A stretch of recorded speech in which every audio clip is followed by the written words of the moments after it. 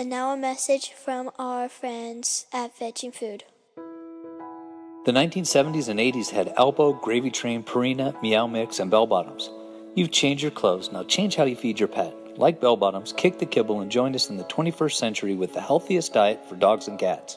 Feed naturally, feed raw, feed fishing foods.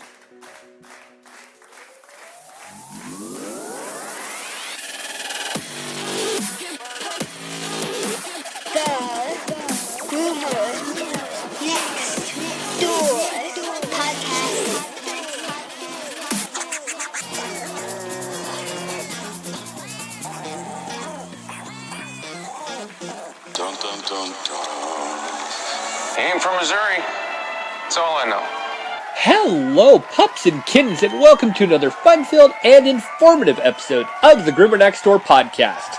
I'm your host, Chris Green, and joining us this week is an amazing man that I am so privileged and honored to have been able to talk to this week. Thanks to Dr. Lori Koger for making the introduction.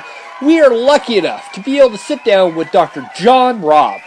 If you know anything about vaccinations and the problems that's going on, you have heard of this veterinarian's name. He is amazing, and I would not have been able to get this done without Dr. Koger. So let's go into our fact of the week, which of course has to do with vaccinations. One size does not fit all. Did you know that a 160-pound Mastiff and a 10-pound Chihuahua both get the same amount of vaccine? Unlikely every other veterinary drug, 1 milliliter of vaccine is given to every dog, regardless of its size. I mean, when I first saw that, and it's been, I want to say a year or two, but when I saw that, I was just like, that's impossible. My Akita should not get the same amount as my Chihuahua, and yet they do. And when, here's the next part that really just blows my mind, and that is we're forced by law to pump these poor pups with vaccinations, and they don't even need them. And, it's a simple and very simple reason why we can figure it out. A titer. Oh my gosh. And so I am just so glad to be able to have such an amazing person come here and just kind of shake my brain a little bit. By that sound, John is almost walking into the studio. So, with that said, Dr. John Robb, welcome to the podcast.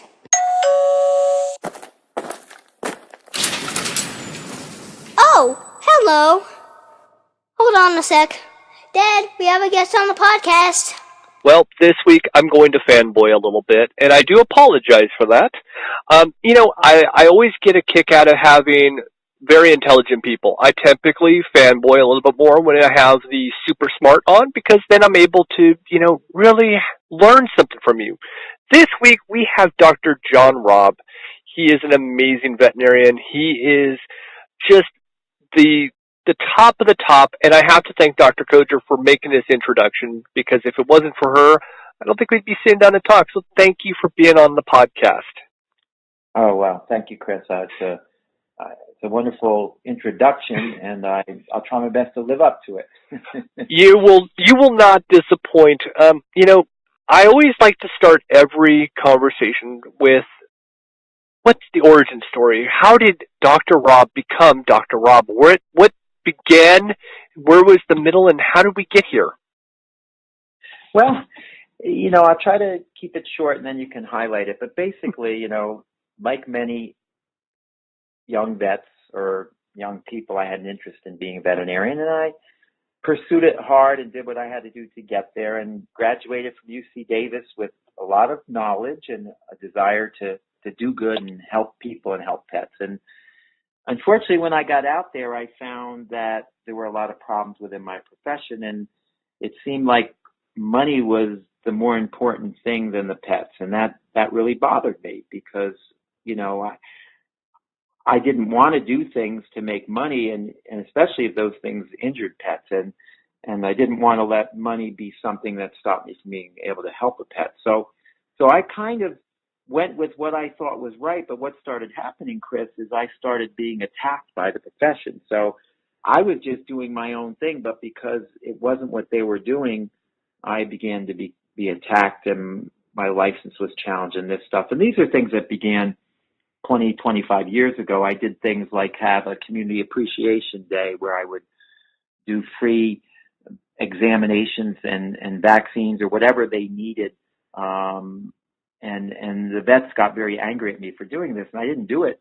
And I invited them to come, but I did it to help out those who really didn't have a lot, and also to let people know who I was and where I was. But that brought the ear of many veterinarians against me. And then I was the first vet in the state of Connecticut to have a laser, which is a wonderful tool. I'm talking about a cutting laser to do surgery with. But again, they were all using scalpels, and I was a threat, so I became a dirty surgeon, and the board went after me on that, So, and then I started advertising in the newspapers, and back then that was unethical to put an ad in for a doctor to do that, or at least a veterinarian, and so I came under fire again. So all I can tell you is I was just doing things to get the word out and doing things to advance my profession. But what happens is there becomes an old boys school, and the old boys school is about the status quo. And if you step outside the lines, then they don't like it. And that's kind of what happened to me. And of course, how you do things and standards of care are not permanent things. We all know that what they did 100 years ago and considered the standard of care now would be, a lot of that would be considered malpractice. And the same will be true X amount of years from now. A lot of what the standard of care is right now will be considered malpractice in the future. And I can see those things. And so I'm gonna say it now. And of course, since I'm the minority, then they're going to attack me. But the truth, like you said, when we talk personally, the truth is the important thing. If you're standing on the truth, go forward without fear. And I've done that. So, I think I've gained the public attention because I was willing to put my license on the line for what I believed in. And I think that meant a lot to people. That's, it's funny because advertising, you think nowadays you can look on Facebook and it's going to be all over there. But, that would have been, oh my gosh, just to put it in the newspaper. That's crazy. And a laser is it's less abrasive or even evasive. And there's just so many positives to it. I mean, these are all things that you look at now and you go, but that's just the standard of practice. That's what you do. And so it's like, oh my gosh, that's bizarre. Right. Well, that's the thing. So when I first did it, no vet in Connecticut had a laser. I'm not sure how many were even on the East Coast. And so they felt threatened, that was the problem. And yet those same vets now it's been so many years, the sons or daughters of those vets have signs outside the hospital saying we have laser surgery, Mm-hmm. So, but at that time, they felt threatened because they're using the scalpel. So that it's just change. And of course, but the bottom line is, I think when their income is coming from something that they do, and then somebody's saying this is better, then they feel threatened and they feel their income threatened, but they're not able to see deep enough to see that's what the real problem is. And so they attack you that whatever you're bringing forward really isn't good. It's bad, right? It's bad. And it won't do what you say it's going to do. And I guess because, it didn't make sense to me at the time, but I've learned now, that like with the vaccine issues, if we touch on that, there's so much money is being made, and it's become such a way that it's become the standard of care to do things that really are malpractice. And yet now that we are exposing it, they want to hold on to that. But they have to look inside, because I don't think any vet really ever got into it except to do good. But somewhere along the way, the indoctrination process or the fear of not doing what everybody else is doing, starts to take over, and they become very jaded and angry if you try to change things, Yeah, no, I just think it's the common way of life. I mean, I would imagine it's just like any other profession. You're going to have jealousy and you're going to have competition. And I get that. It's just, that's just so hard for me to, I guess in my little brain, mine's saying you guys are doctors and you have so much education and you're so much more advanced, I guess, is kind of the way I always look at it. I think a lot of people do. So you think that, oh, well, because they're so smart, they're not going to think of these petty little things. It does happen. Yeah. Well, you know, the other thing, Chris, I want to make clear here is the majority of veterinarians are in bondage to this system, okay? They're in bondage to the system. In other words, you know, at some point, the veterinary establishment, when I say veterinary establishment, the leading organizations like the American Veterinary Medical Association and the American Animal Hospital Association, these national organizations that many vets belong to, and then of course the state organizations, the Connecticut Veterinary Medical Association, or whatever state, the Washington Veterinary Medical, these people who have more political power began to befriend the pharmaceutical industry more, and the money started coming in, and so there's these dominant people that are really a minority in power positions that have set the pace, and then you have the welcoming in of somebody like the Mars Corporation, it's clear they're only coming in to make a profit. It wasn't like Pamela Wright Mars' dog was sick and it was saved through great care, and she said, boy, I really want to help others. And no, they're coming in because candy is going out, sugar is bad for you, it's not recession proof, and they're looking to invest. And so dog food was a good way, and now veterinary medicine and veterinary products, because they are more recession proof, and also because the field of veterinary medicine is kind of like the Wild West with very little regulation and liability. So they're coming in. But the majority of veterinarians are in bondage and aren't happy with their plight, meaning quotas of how many things they have to sell, and being on, their payroll being based on production, so that they have that temptation to have to sell more and do more to make more, and the things that are coming into the profession. So these veterinarians, and then of course those who don't want to over-vaccinate, but they're working for somebody who does, or a corporation, and they're told to do it, and they kind of try to squirt it out, look the other way, whatever. But that's really what's happening. So the majority of vets are quiet. They're the silent majority, but they're in bondage to a system in fear of getting in trouble if they try to step outside. What I'm trying to do is get them to stand up. I didn't look for the problem. The problem came my way, but when my choice became to cave in and hide, which I was given an opportunity to do that, even with the state board, just to say, okay, go on a quiet probation for a year and just sign off here, I wouldn't do it, because I said, look, I got to live the truth, and whatever comes my way, I'm going to deal with it, but I'm going to live with John Robb. I'm going to be able to look in the mirror. I'm going to be able to go to sleep at night. I'm going to be able to know that I'm living the truth and doing my best. And so these veterinarians that are in bondage, who want to have the same thing, they have to stand up. But the challenge is that they may have to go through some things. They may get fired from a job. They may come under, the veterinary board because of someone who's using them as their, bully machine to try to keep them in order, these kinds of things. So it'll get easier. But again, the more that stand up, Chris, the more that we will start to win. And so I believe that we will win, and vets are starting to stand up. But then the consumer has to drive the change even more so, the consumer, because they're the ones that are ultimately injured in terms of their pets and what we're supposed to be doing. So it's just, like you said, it's hard to wrap your head around it, where people let money become their god, and it's those paper crimes where they're not necessarily having to see what's happening at the bottom. I'll tell you one quick story, and then I'll let you go back to, getting us moving in another direction. Or there's a veterinarian out there, Richard Ford, and he works for, Muriel, and he touts the vaccines, and he's well known, and but he says that they don't cause any harm, they're only good, but he'll make a different statement to different crowds. So one time I did a Facebook post where he said, titers do equal immunity. And then another one where he said they don't. And then I said to the public, and he says that all your stories are anecdotal. I said, well, the real Richard Ford, please stand up. And I put his number out there.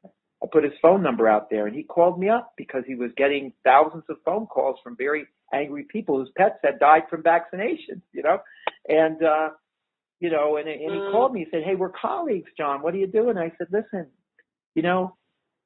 first of all, yes, we're colleagues, but you're my enemy. He goes, what are you talking about? I said, well, you're out there not telling people the truth. You work for a pharmaceutical company that's selling rabies vaccines, and you're telling veterinarians things that aren't true, and they're over-vaccinating and pets are dying. Then you're denying that it's happening, and you're making a living doing it. That's an enemy to what I'm doing, which is the opposite. He said, look, you care about pets, I care about people. And the truth is, I said, no, you don't care about either one. You care about the money. Now, I'm hoping Richard turns around from where he's at, but, there are people in high positions that are making very good money doing this. And I'm not trying to single him out. I'm not a perfect person either. But in my mind, I was giving him an opportunity to look at what's really happening at the bottom level when he got all those phone calls, right, from people some pets, it was so clear, got one rabies shot and were dead. And he's going to say it's an anecdotal story, and they're not happy to hear that. So, but anyway, so that's the establishment, and we've got to turn this thing around, and so that's what I'm trying to do. Well, what's great about it is that a lot of pet parents they're stuck in this part where they can't trust veterinarians. And then you have great veterinarians, and I'm very fortunate that I'm lucky enough to talk to all you guys that are great. And I'm like, no, there's actually good veterinarians out there who are looking to change what's, Right. going on. But unfortunately, like you said, they're the silent ones that have to just go along for the ride because they don't want to jeopardize, A, their livelihood, or B, their practice. So that's challenging. It is a challenge, and the hard part. Well, the amazing part. Let's start there. Is that if you do it right, you will actually attract more clients because you'll be trustworthy, and you can actually do far better financially than when you are doing things that are deleterious to the pets, but not admitting it and sounding good in the room. The truth always is there, and you're always, and plus the other thing with these vets that don't just do the right thing and stand up for it is they tend to not charge what they should for services that are really tough, like doing a tough surgery or a tough diagnostic situation, because they're making easy money doing things that they shouldn't, like selling, a lot of these prescription diets and kibbles and that kind of stuff, so they're making a lot of money doing that. And then the vaccine issues as well. And then when they're out there doing a really tough surgery, they'll necessarily charge what they should because they honestly feel guilty about what they're doing. But they can't, it's all an internal struggle, and they don't know really how to take a look at themselves. Because isn't that the most important thing, Chris, to really be able to see yourself for who you really are in the truth, And that's why they get so angry when you bring up these subjects, because they can't look inside, so they've got to attack what's out there. You know what I mean? And I understand all this, and that's why I'm not inflammatory on when I'm talking to vets, or when I'm Facebook posting or LinkedIn or whatever, wherever I'm communicating. I'm not inflammatory because I kind of know in that area who they are and what's really driving them. So I don't. When they attack me and say things against me that aren't true, I don't really take it personally, and I try to continue the conversation to try to get to something real. And the best way I've been able to do that is when I can get them to give me a phone call where the world's not watching, it's just you and me talking, because that's when everything changes, because nobody's going to judge you, and now we can have a real conversation and we can open up a little bit, So I've been able to. There are vets who have been very tough on me online, but got into a conversation and then gave them some information that they weren't germane to, and then it all stopped. But the challenge, Chris, comes if they really admit what we're saying is true. Now, what do? Like if you're talking about nutrition, right? And they really realize that people should be preparing their own food for their pets and getting fresh ingredients and feeding them healthy stuff where they know where it came from. Now, what am I doing with that lobby full of all that stuff on the shelves that I'm selling every day, right? Right. I would have to take it down, right? Mm-hmm. And I would have to take 10% out of my income, So it hit home, right? But it does. But they don't. But you see, the whole thing with veterinarians, this is where the profession is really screwed up. They could make very good money being doctors. Mm-hmm. They don't have to sell all these pharmaceutical drugs and all this dog food. All they have to do is be a doctor, and that means, in a lot of cases, to help a sick animal get well again, right? I mean, that's what we think of doctors, right? Mm-hmm. I mean, in the old days, doctors, it really wasn't so much about wellness, right? It was more about a doctor came in when there was sickness and there was a healing needed. Mm-hmm. That's when doctors came in. And that's what I foresee in the hospitals that I plan on putting up. There'll be places for healing, There's a place for wellness too, don't get me wrong. A lot of people, they don't know that they should be brushing the teeth, and they certainly can't hear that their dog has an early heart murmur or something. There's a place for wellness where pets who appear well get looked at and get advised about ways to keep them well or find problems that aren't so evident yet, But really, I think most of what veterinary medicine should be about is when the pets are sick and need help to come to the doctor for that. Very much agreed. It's funny because I go to different vets. I go to two, my personal vet and one we use for our rescues. And I see all of this food that's up there, and I laugh because I'm like, garbage, garbage, garbage. And then I look at it and go, candy company, what do you have in your candy? Sugar. What's in that food? Sugar. Oh, that's a good idea. Let's put that in there. It's just, it drives me insane. And I get it, there's a business for it, and it's a hard one to deal with. And I don't even have the DVM at the end of my name, but I'm looking at it going, here's all the things wrong with this food. How is it that I know you guys see it, but, I understand it's a business. Well, it's so indoctrinated. I mean, yesterday I was in the exam room with a client, and, the dog, had some issues, and it was an older dog, and the issues were gastrointestinal. The dog didn't want to eat and was vomiting occasionally, and the dog was pretty bright and alert otherwise. And so, I forget what they were feeding. It was probably Benefil or something, and so I said to him, these dog foods are really not good for the pet. And they looked at me like I had three heads, Mm-hmm. And I said, you really should be preparing your dog's food. And they just were like, almost their jaw dropped, like, because they just couldn't get it, because they were so believing that dogs have to eat food that's prepared and called dog food. And people can eat fresh meat and fresh vegetables, but dogs, no, they have to eat things that you buy that are processed for them, Mm-hmm. because they have the vitamins and they have all the stuff that you're told by veterinarians and whoever, right? So, but these people, they just left the room shaking their head going, is this veterinarian nuts? What? But that's what you're up against now, So now I'm blessed so far to work with this boss who sells all the wrong stuff and does all the wrong things, but I can go in the room and tell him the opposite. And so far, he's not saying anything to me, That's good. So I'm good at the moment, but but that's the deal. So, but the veterinarians, I mean, I don't know why people don't get it. I think it's tough because maybe the cause and effect is not so quick sometimes, that they just don't get it, So I'm not sure. It's funny because 20 years ago, and I hate to even think that the 90s were 20 years ago. But, 20 years ago, we were told that fast food was bad for us. But as a kid, we ate it.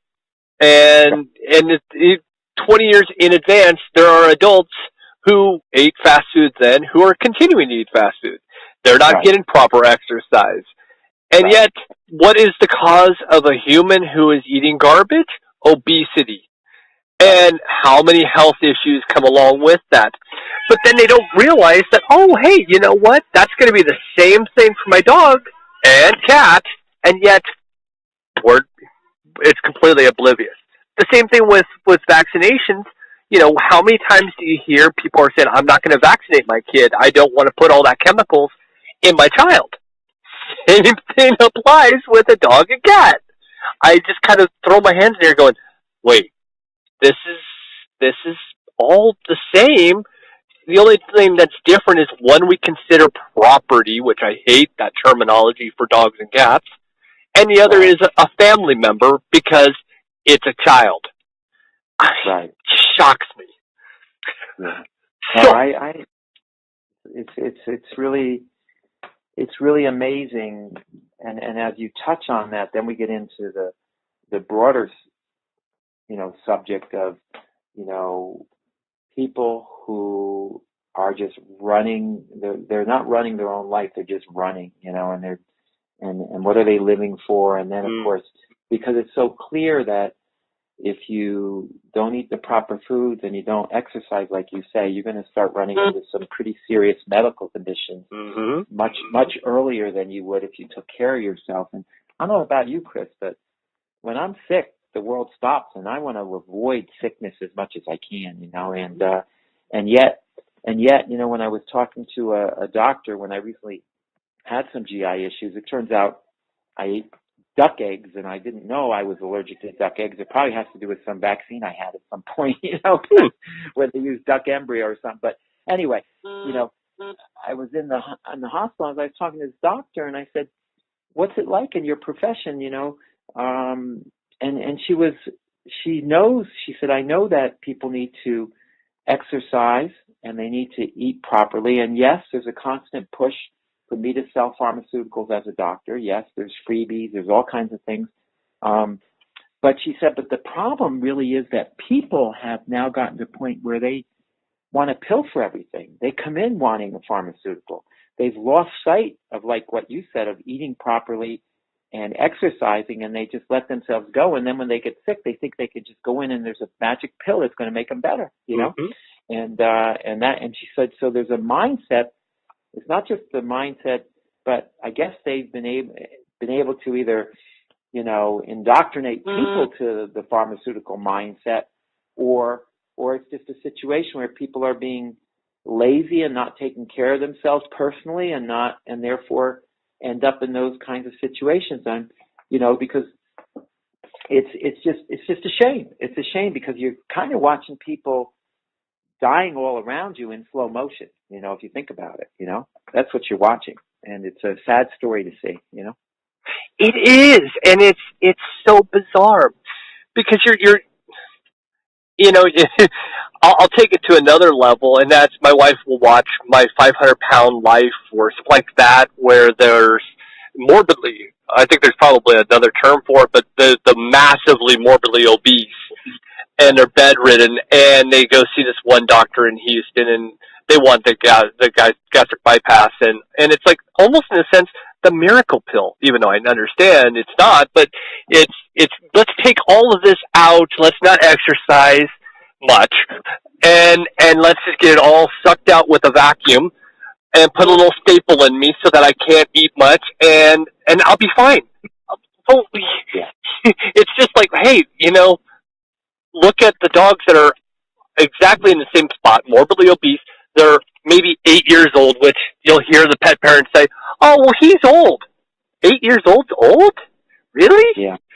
Oh, well, look at the cloudiness in his eyes, and he's fat and old. That's really not an answer. And you kind of shake your head. I mean, from my end, it is sad. It is. And then, we get the same question of, oh, my dog has dandruff. no, that's flaky skin. Well, what causes it? Bad nutrition. What do you feed him? Oh, I'm on a great diet. I have Purina. And I love how they put the French twist on it, like it's actually going to make it any better. Like, no, being in the Midwest, it's even more of an uphill battle because we've yet to actually have the West Coast, East Coast crush where the change has happened. I mean, everybody's an old Roy Purina type feeder in this part of the country, and you're just like, come on, folks, this is not good.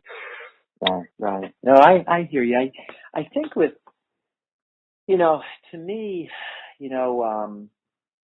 really it comes down to, and this may sound strange with people, and I'm not pointing my finger at anybody because there's no perfect people out there, including myself, okay?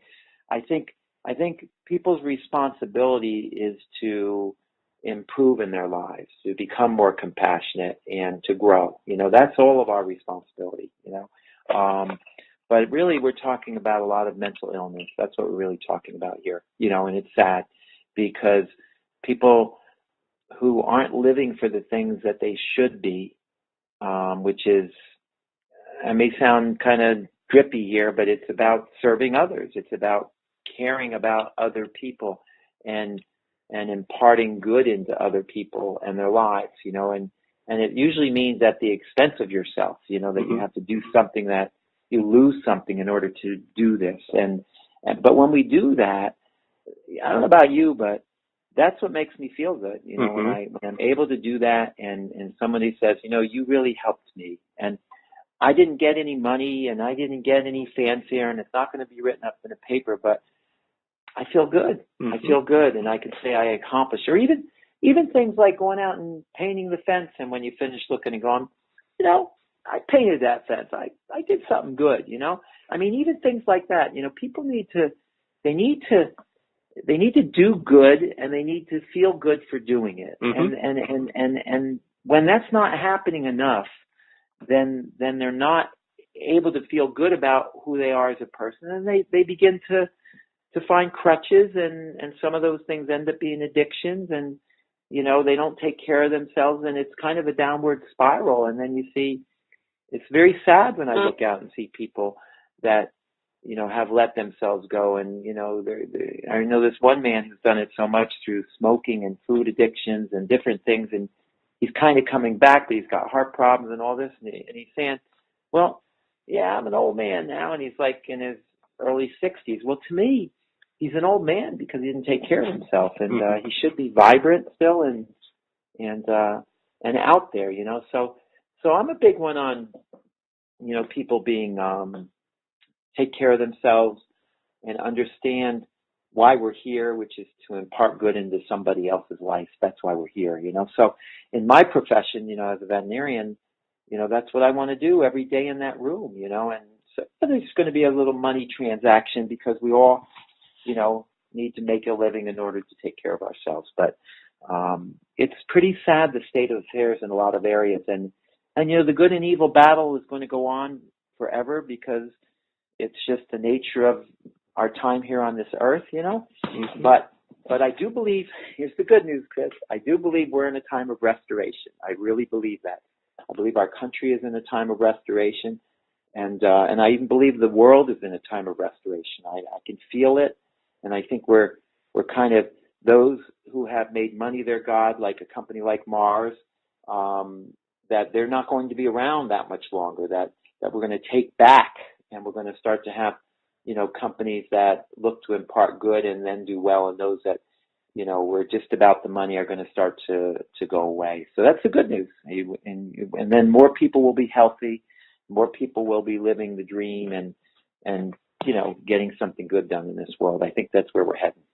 I do too. And, it's funny because you look at it all and it's almost kind of the old way is starting to kind of melt away. And different things that were just everyday life, it's not like that anymore. Some things that you kind of wish were, I'm not going to say that there's some things you kind of go, gosh, I miss those days. But for the most part, I think we have changed. Yeah, I think that people have changed. And I think that with, even though smartphones have been around for 10 years now, I think people are starting to finally understand, oh, wow, I have a library at my fingertips. I can actually read what's going on, where we couldn't before. Right. Yeah, no, that's a good point. That's a good point. We're so much more connected in the information, but again, you have to have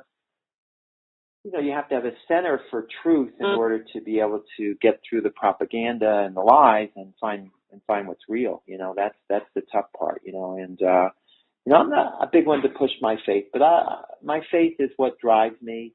My spiritual beliefs, and I guess I'd call myself a Christian, but I don't always do that because for one person that will mean one thing, and for another it'll mean something else, because of who walks in that name at times. But for me, that's really what my life is about kind of living my calling. I believe everybody has a calling, and it's up to them to find their calling and then to live it, and living your calling in a world that's oftentimes, living for the wrong things. You're going to be persecuted. It's not necessarily going to be a clean run. In fact, I can almost guarantee it's not. But if you stay true and you walk in love again, and you have the best interests of the person in front of you, whether they're a friend or an enemy, right?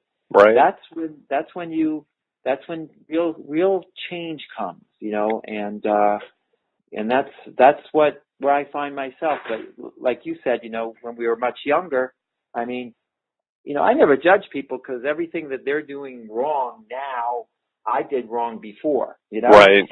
And honestly, I'm probably doing some things wrong now that I don't even know it yet, but I'll figure it out eventually, So there's no perfect people, but there should be something inside of us that wants to get better at what we do, and then whatever our calling is. In my case, at this point, it's being a veterinarian, to do something for my profession in that direction, So Now, you kind of undersell just being a veterinarian, but not only are you a veterinarian, but you're a veterinarian who actually sees a little bit more of the science than majority. And I'm going to say the majority because right. you're the one who stands up and says, hey, look, these vaccinations have a lot longer shelf life inside these dogs and cats than what we're actually being forced, and I use air quotes for that, to tell pet parents.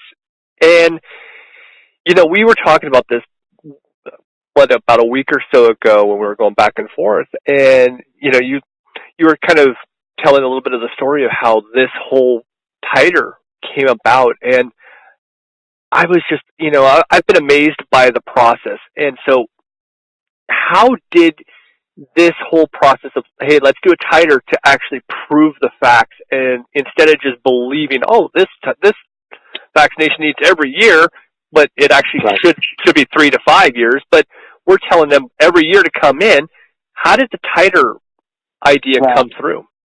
Well, it's really, and this is where any layperson can win in their argument with a veterinarian, because for me, where it came through was the fact that veterinarians titer themselves for rabies. We are all subjected to getting a rabies vaccine when we're in veterinary school. It's almost just accepted as it's part of the requirements, because you're going to get out there and you're going to work with animals, some of which are going to have rabies, okay? And so, I mean, I can tell you that in 1991, my technician came out of the room and said, this lady's here with this dog that's acting real weird, and it just came over and bit my leg, And I went in the room, and it was a puppy, and it ended up being rabid. It was born under the back porch, and a raccoon probably bit it, and exposed a lot of people, and it was rabid. It was a rabid dog. It was only a 18-week-old puppy. So the point is, we veterinarians are vaccinated in vet school because we will at some point be in contact with a rabid animal. And so, but we don't give ourselves another vaccine unless our circulating antibodies are below the accepted threshold, which is 0.1 international units per mil. So all veterinarians get vaccinated for rabies, and all veterinarians do titers on themselves to see if they need another shot or they're good. I mean, that's just how it is. So then why doesn't that apply to the animals? I mean, the science, is it different for humans than it is for a dog or cat? And of course, the truth is, no, it's not at all. It's not. And so there's where you win, because that's the truth. So why is this lie being perpetuated that you can't check a titer in a pet? Or so it's like the cigarette industry, Chris. We're slowly winning because, there was a time where if you go back to the 50s and you watch movies with Cary Grant or any of those folks, they all got a cigarette in their hand. Yep. Everybody's smoking cigarettes, and it was cool, and it was gentlemanly, and it was womanly, and they were all killing themselves. And like John Wayne, they were going to die from lung cancer, but it was cool, and they didn't know. And then when they started figuring out that all these people dying of lung cancer had one thing in common, they smoked cigarettes, but the cigarette industry denied it, and they tried to hold on to that money as long as possible, even though it was so obvious what was going on, So the same thing is happening. We know as veterinarians we titer ourselves because we know that we're protected. We also know, I'll give you such a prime example. Link Wellborn was the president of the American Animal Hospital Association, and he's the head of the vaccine task force that puts out AAHA's vaccine recommendations, okay? When Mars terminated me so they could steal my hospital and reported me to the state board because I was lowering my volume for smaller pets, there was a court case that ensued. Mars hired Link Wellborn, Dr. Link Wellborn, Veterinarian of the Year, President of AAHA, head of the vaccine task force, to testify against me. When I had him up on the stand to cross-examine, because I was going pro se, I was representing myself, I said, Dr. Wellborn, do you check a titer on yourself for rabies? He said, yes. I said, why don't you just get a rabies shot every 3 years? He said, because I don't want to get sick.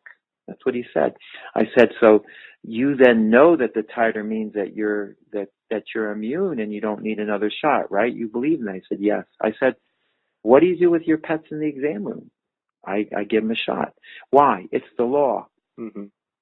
It's the law. So he knows. But I said, but you're the head of the vaccine task force. You're the one who should be changing that law because you know the truth. And then there's a silence there, right? Because he's corrupt. He knows it's the truth. He's head of the vaccine task force. He's a member of the AVMA, but he's not doing anything to change the law. So there you go. So he knows that a titer equals immunity, but he's saying it's not my job to change the law, but you're a veterinarian and you have an oath that says do no harm, and you're doing harm to your patients because it's the law and you are in a position to change the law.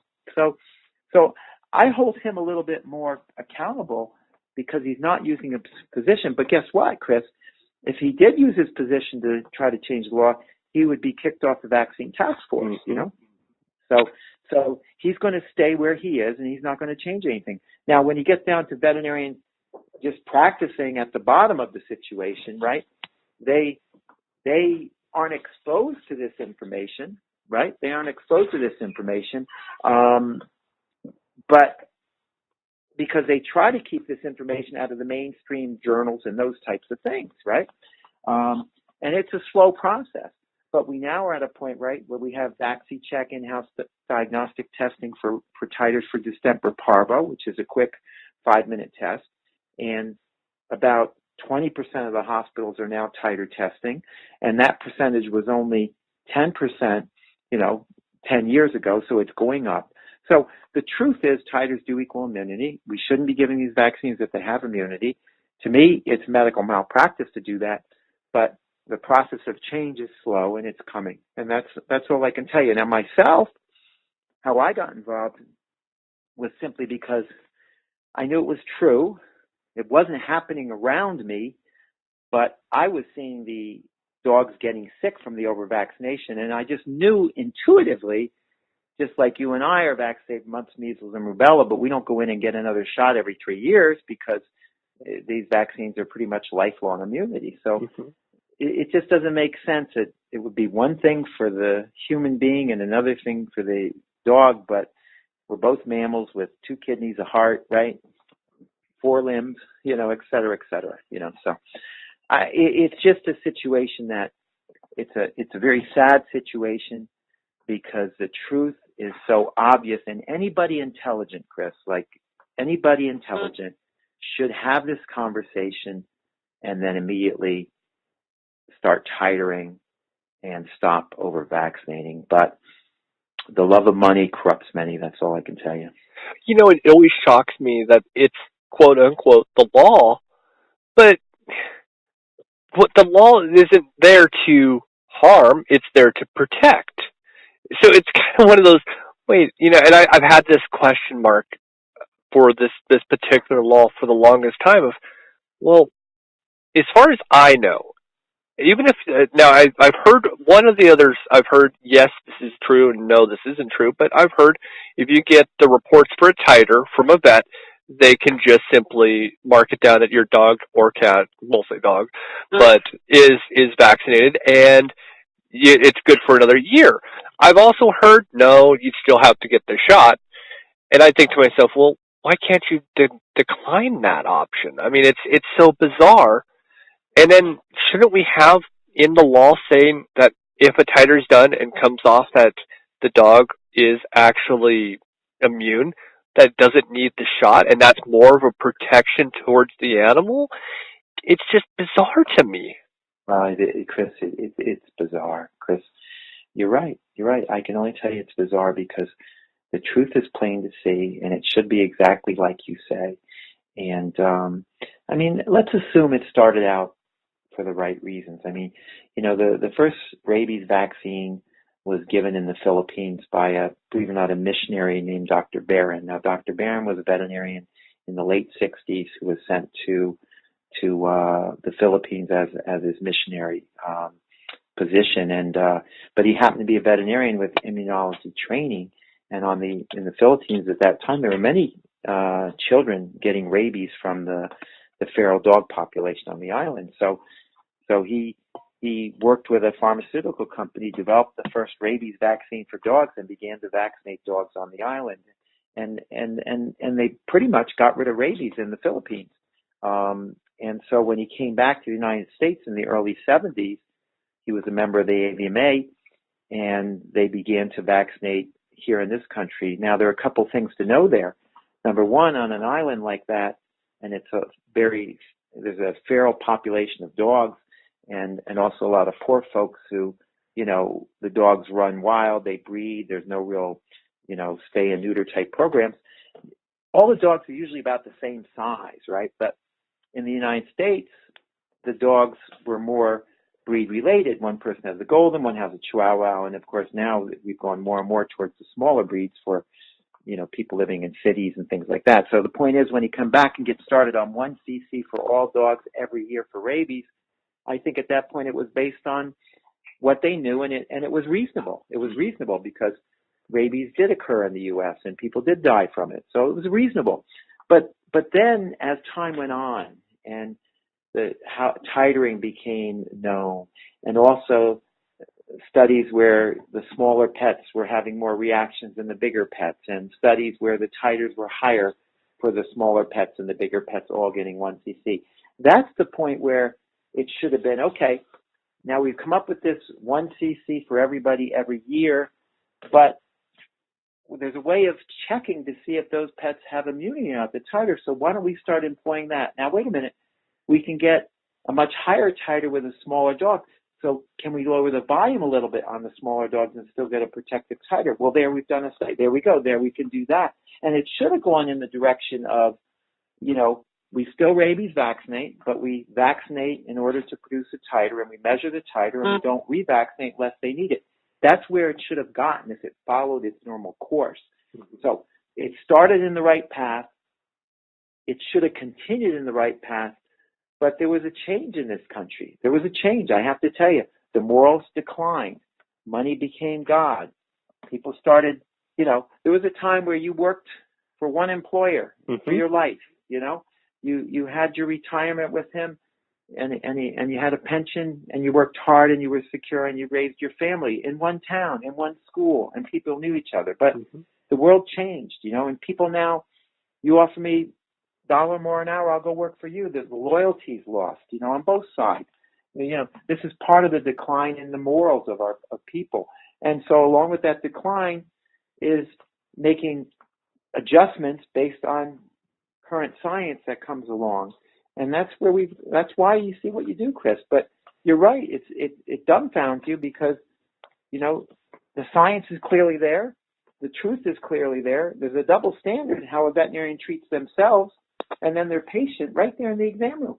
And yet, here we are trying to right this wrong and coming up. I mean, we've had 5 states with legislation introduced, and so we're getting there.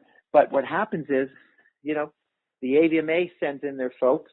The public health veterinarians have this compendium out there that says that titers can't be used because there's other factors that influence them. But the data that they're using to support is from articles from 20 years ago and people making conclusions that didn't even do the research. And there's all this debauchery in there but they walk into the public health department when we're trying to get a law passed and they swear on their britches that a titer will cause the deaths of many young people because it's not accurate, and then all these pets won't be vaccinated correctly, and then people will get rabies again. And then you have the legislators going, well, then of course we can't do that. But it's a lie, and that's how they perpetuate it. So it's crazy. It's crazy. But this is where we're at. But we keep going because we have the truth, and because, like I said, morals are coming back. So we're going to win, and we just have to keep up the fight until we get there. I still think that the reason why things have made such an advance and why minds have changed is really the development of the smartphone. Because you look and you go, well, the tablet's the same thing. No. The tablet didn't come around until 2010. The smartphone was out for a few years. And, you can go back and say, well, people had computers. People didn't use computers like they do now. It wasn't the same kind of world. I mean, and this is even weird to even think about it, but I mean, I'm thinking back, I have a 9-year-old, almost 10-year-old, and her way of doing book reports is completely different. I mean, there is no read the book and then write a 2-page summary. It's on a tablet, and they just ask a multitude of questions. I think to myself, how easy is that? I mean, great times. Same thing with watching TV. We would have to get up early on Saturday morning to watch cartoons if we were into that, and I was. So I'd have to get up early. Nowadays, you can just hit DVR and record everything. Right. Well, you are making a good point in that, for instance, me, John Robb, as one person in a small town in Connecticut, being able to reach millions of people out there, has come through the smartphone. So you're absolutely right, because I could have never reached so many people and continue to without the device. But having said that, I don't know that the smartphone per se, right, makes things better, because as with any technology, it can be used for good or it can be used for evil. You know what I'm saying? Mm-hmm. So it's only as smart as the person pushing the button. And I like right? that. Yes. But it does allow.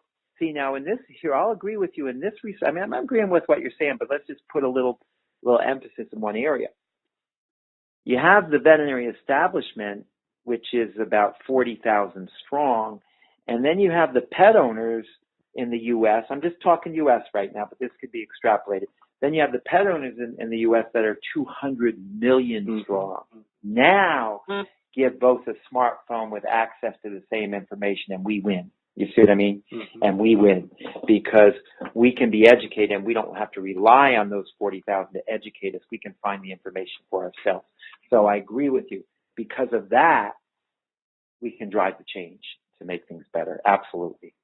It's funny because I'm going to put this in 2 categories that honestly make up the same, but you go to WebMD because you have some symptoms or your dog has symptoms, and you go up there, and obviously it's It's just a computer app, really, and it's going to give a theory of what you personally have or your dog or cat has.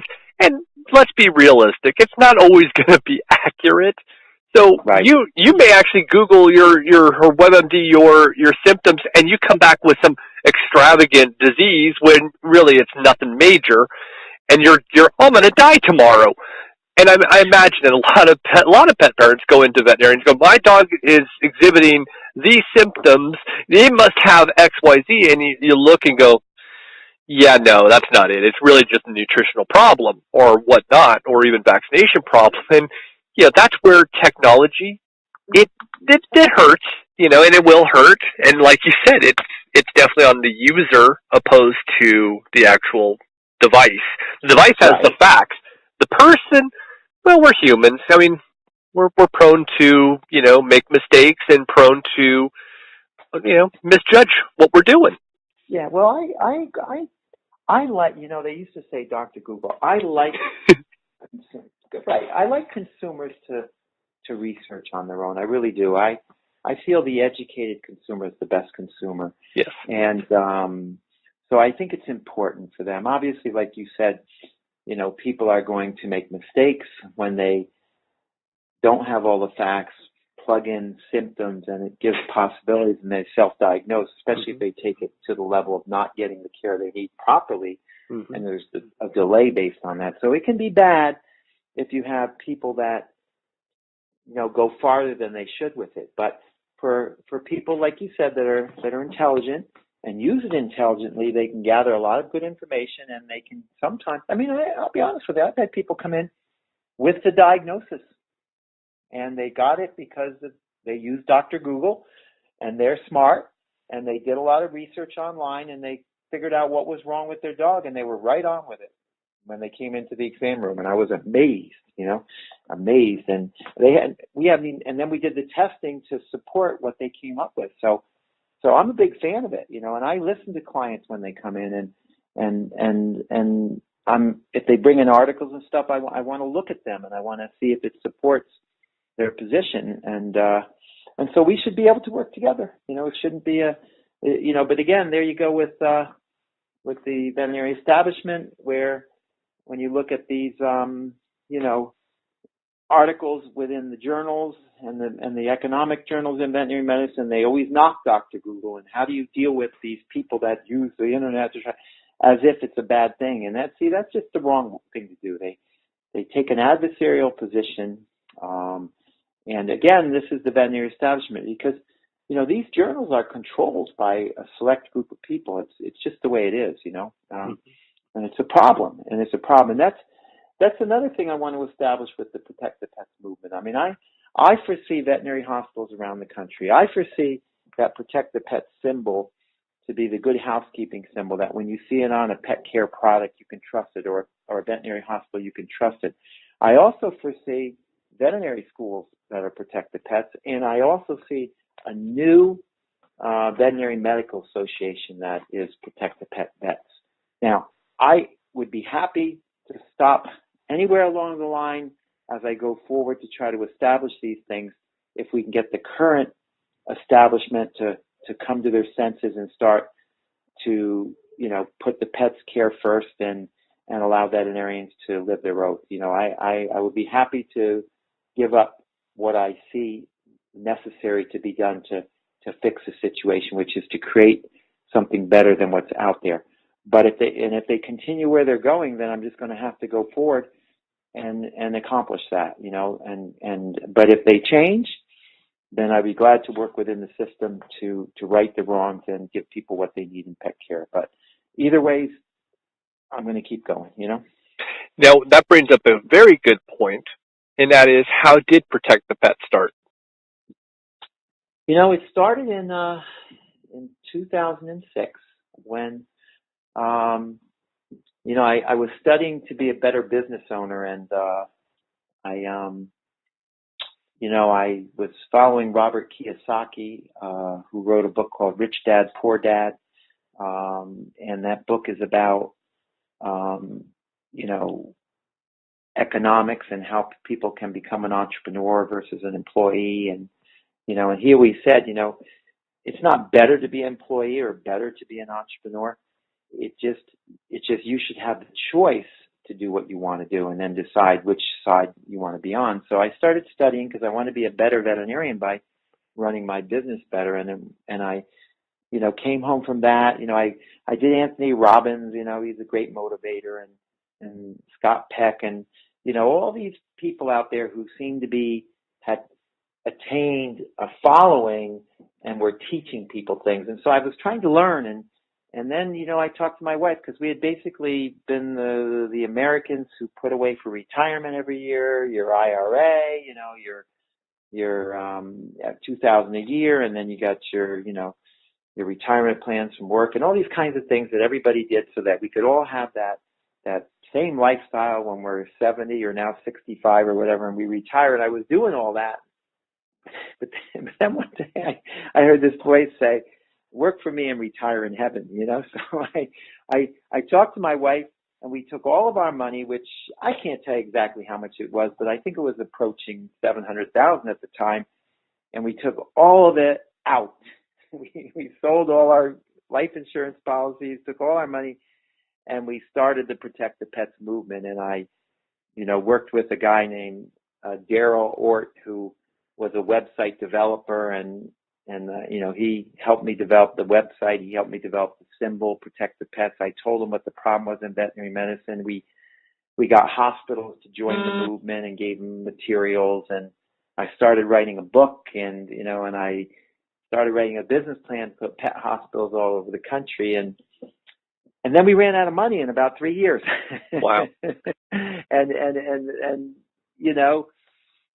so, but I didn't stop, and I didn't make anything either. So, and then eventually I bought a Banfield because I wanted to kind of really learn what the enemy was doing, So I bought a Banfield franchise, and then Mars came in right at the same time and bought Banfield. So all of a sudden everything changed, and they defranchised, and they got rid of all the franchises by pressuring them that they go after their license, and they did that with me. But I stood up against them. And so that's when Protect the Pets began to become visible out there, because, when they terminated me, that's when I joined Facebook in 2012. That's when I joined LinkedIn. That's when I became active in social media to get the message out, and at some point I ended up in front of the public health department, and I, testified, and somebody taped it, and then Rodney Habib massaged it, and then that video went to, I think, 37 million so far, So that's when Protect the Pets started to really take off. And now I'm kind of recovering from coming off of food stamps and state health insurance, because it took a toll, 5 different courtrooms and all the things that I went through standing up.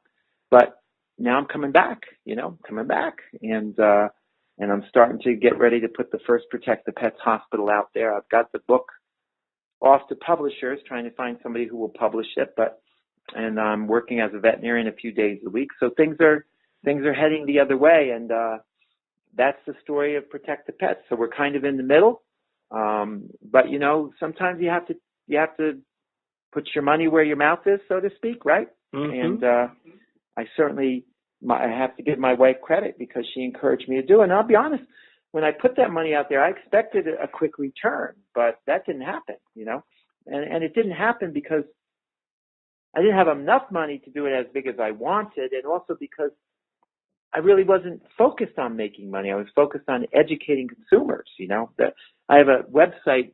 People could still see it if they looked it up. It's called Protect the Pets Original. They have put the word original.com.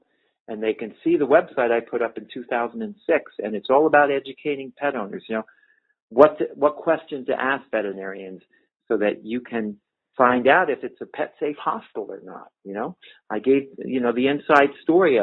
I put up a code of conduct for veterinarians that they should follow if they wanted to be a Protect the Pets vet, So it really wasn't set out to make any money. It was more about education, which is why it didn't. But now I'm at the point where I want to get the hospitals out there and other things. And at some point I'll derive an income from it. But like I told you earlier, sometimes you follow your dream and then that comes later, you know? Yeah. I first thing is I didn't know Banfield was a franchised medical facility. I always thought they were just owned by Mars. So you just kind of told me something. I had no idea. No, Scott Campbell started it.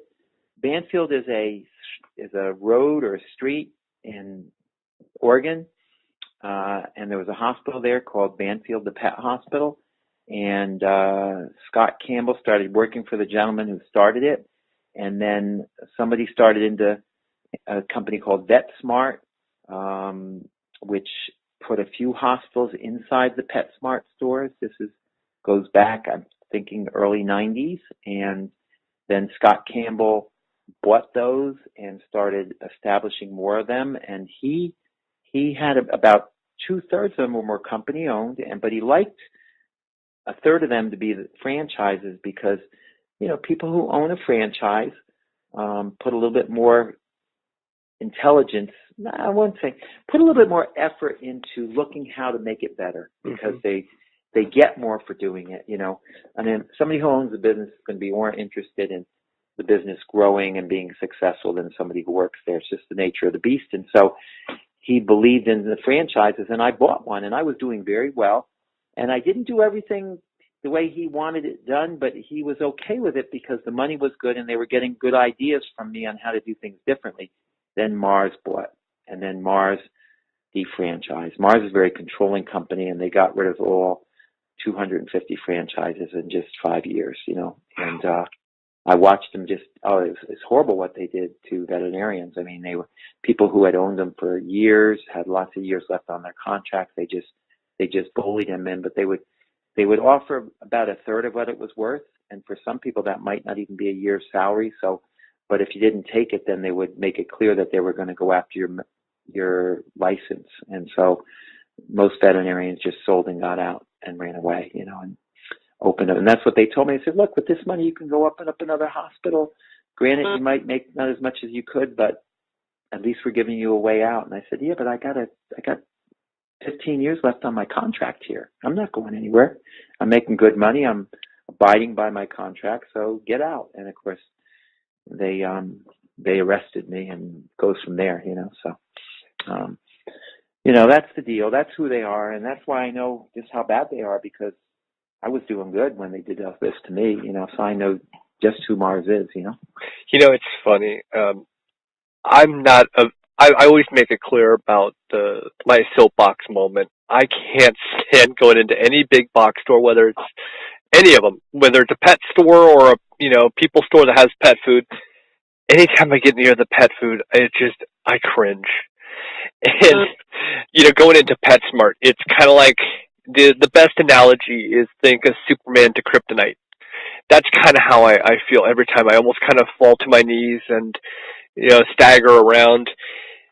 And, you know, we have one in town. I'm waiting for them to you know, find out that I do this podcast and not want the nonprofit that we volunteer with want me part of it because, you know, obviously I don't say nice things about what pet food has in it. But we don't have a Banfield, which I thought was strange because, you know, they have grooming there. And a lot of the money that comes in, and I hate to say this, but it's the truth, a lot of money Banfield would bring in was from grooming. Yeah, no. Well, you know, there's various reasons for that. I mean, you can only expand so fast. And you know, a lot of how they dealt with the franchisees is when there was so much trouble, they would just close the store completely. They'd take the Banfield out and leave that PetSmart without a Banfield, probably thinking to go back in later and put one back. So, you know, there's a lot of reasons why one store might or might not. Now, of course, Mars owning Banfield is 2008. That's when they owned it. So they've pretty well got it rolling now, 10 years into it. Now, VCA, right, which they just bought last year, they're just the beginning of a process where there'll be a lot of people leaving VCA because they don't line up, and then other people coming in to take over, and their agenda is starting to be pushed there as well.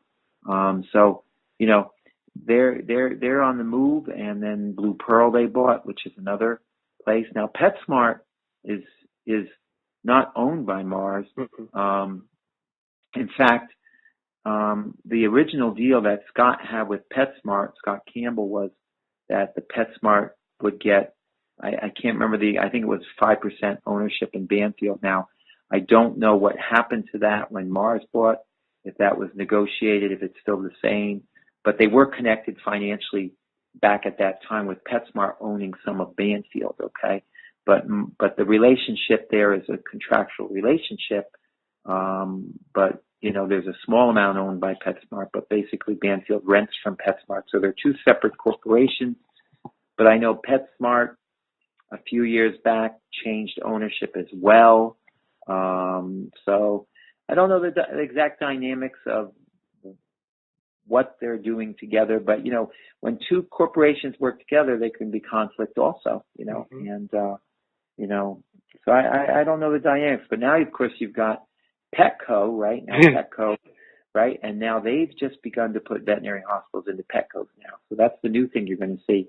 Petco for years did Love My Pet initially, where they just held those vaccine clinics within their pet stores on Saturdays and Sundays for 4 hours each day. Now they've renamed it. I think it is now called Vetco.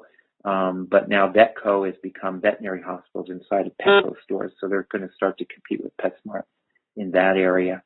So there's a lot going on at that end. And like I said, my dream is to do the opposite. I mean, I'd love to have a pet store that helps people to, understand veterinary nutrition, sold some pet nutritional products that were viable and good, but encourage people to also, feed raw, cook your own, this type of thing. There's room for both. But the problem is that, the money right now is in the indoctrination of people to feel that they have to feed their pets prepared dog food, and that's been prepared by companies in advance to get the right amount of vitamins in there and to have it be balanced, right?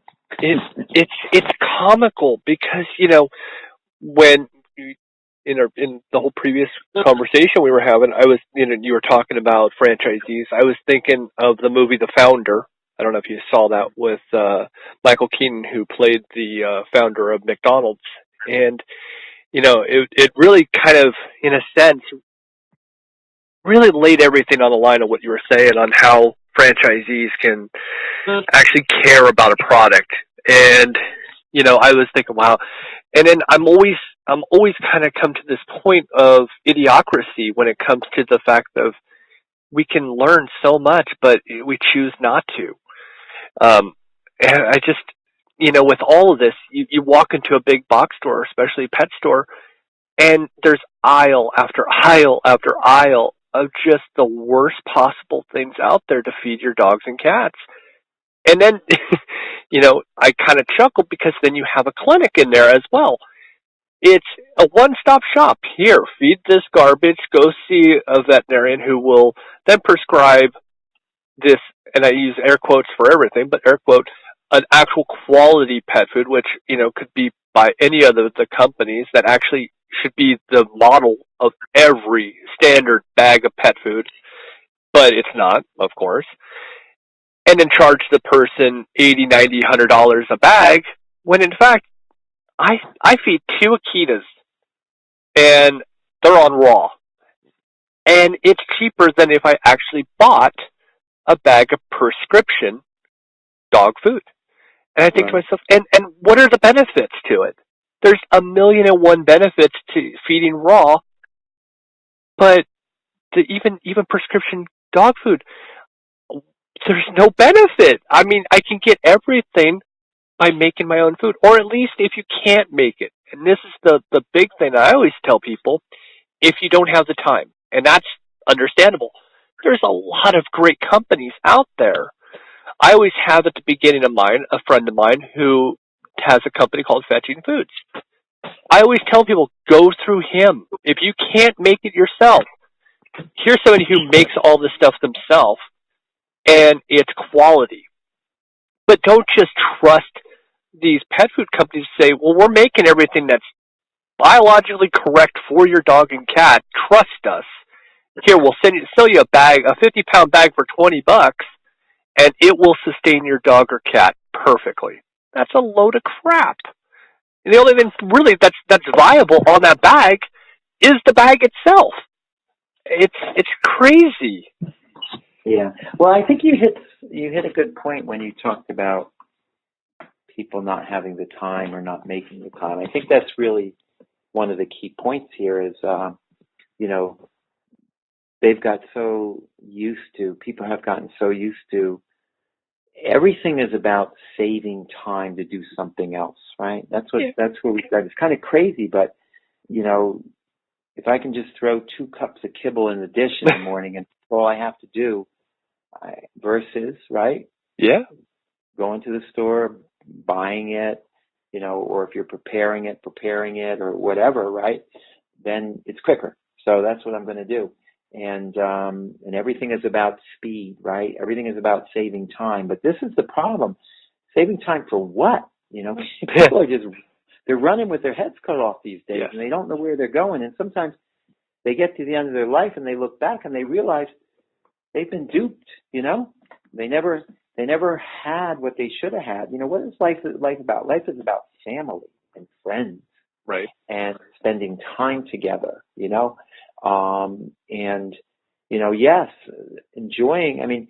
Look, everybody should have, a garden, right? If you got a little piece of land, you should put some plants out there. I'm not saying it's for everybody, but most people, you can grow your own vegetables. You put some effort into it, and you get some exercise, and then you're able to bring fresh vegetables into your house. Mm-hmm. Why wouldn't you take a piece of that land and put it in there, right? And yet, everybody's who's got money has all these well manicured, enriched by chemicals and fertilizers and beautiful, beautiful lawns where every blade of grass is the same height, and instead of having a garden and growing something with that land out there. But they're looking good, man. They're looking good, and so, we've lost sight of a lot of stuff here, what's good in life. And, that's part of that whole thing is now just go to the store and pick which one you want and put it in the dish and you're done. That's enough energy in that direction, But who suffers?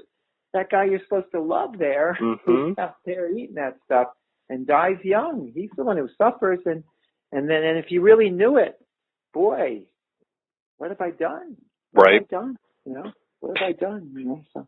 And it's kind of funny because, with all of that, I look and go, it's not easy for, our new Akita is 60 pounds. He's 6 months old, so he's going to easily get to 120 pounds. But I'm hoping the 100 marker with raw, because his dad was 120, and I'm sure it was a kibble-fed dog. So I'm hoping to go with the 100-pound. And my female Akita, and again, these are dogs that are spay and neutered, so that's going to make a massive difference too. But both raw fed, about 2.5 pounds each for their food, and they have their plant base in there, they have their muscle meat, they have their organ, they have their bone.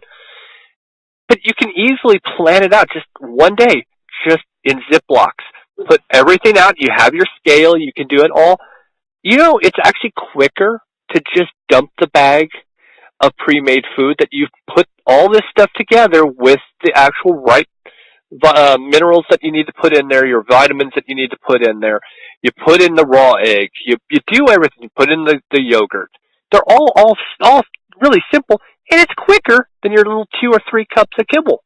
It really is quicker. You have to initially put the time into it, but what's a few minutes? That's what drives me nuts. Yeah, no, I hear you. Because that's what I get in the exam room a lot when I tell people to prepare the food. It's like, I don't have time to do that. I don't have time, and it's really about making time for the important things. That's what we're talking about here, and getting out of the fast lane where somebody's pulling the strings and start to take control of your life. And when people start to do that, be surprised how their quality of life starts to improve, And, of course their pets life would improve too. And so, we're going to keep going, Chris. I think this has been a good program because, people get to listen, and then they can self-inspect, and if they agree, they have to make changes. But how many people, they make their changes on New Year's Eve, right? Yeah. And it doesn't last, doesn't last, because it's got to be something deep where there's like a real reckoning and a real light goes on that says, wow. Yeah, that aha moment is what I'm always telling people. When you find that aha moment, it could be the loss of your pet, and that's when it happens. Or you go into the vet and they say, hey, your dog or cat is suffering from XYZ, and then you learn it was nutritional. That's the aha moment. Everybody goes through it, but it's the hard part. Is there anything we haven't covered? I mean, we have a lot that, of course, there's a million things that we could talk about, but is there anything that you really wanted to talk about? Because I know you're so busy. Yeah. No, look, I think you've covered it pretty well. I do have a website up, protectthepets.com, and it's a website that's mostly educational to drive the change, to amend the rabies law, to reflect science, and stop the overdosing and over-vaccination of pets. So I encourage people to go to protectthepets.com, www.protectthepets.com, and learn and drive the change, because it's, I'm going to the public because they're the ones who are going to have to drive the change. They're going to drive the change through helping me establish these veterinary hospitals, drive the change through contacting your elected officials. But this is not going to happen because of a veterinary movement. It's not going to happen that way. It's going to happen from a grassroots movement of, like you said, those who are hurt by the situations that are in play right now, either because, like you said, they feed the wrong thing and they end up with losing their pet early because of it, or they're over-vaccinated, or some of these pharmaceutical drugs. You, the people, you, the pet owners, have to be the ones to get involved. And one avenue to do that is to join the Protect the Pets movement and get involved. Okay, so I'll leave you with that, Chris. I really, that's everything right there. Always, please come back. Please tell us more stories. Tell us more of what's going on. It's so important. And like I said, I fanboy a little bit. I definitely love what you've done and what you're going to continue to do. So I do appreciate that more than I can even say. Thank you, Chris. Thanks for having me on the program. Oh, it's always been a pleasure. Well, I'm Chris Green. Have a pet-tastic week. Bye-bye, everybody. Okay, gotta go in my bedtime.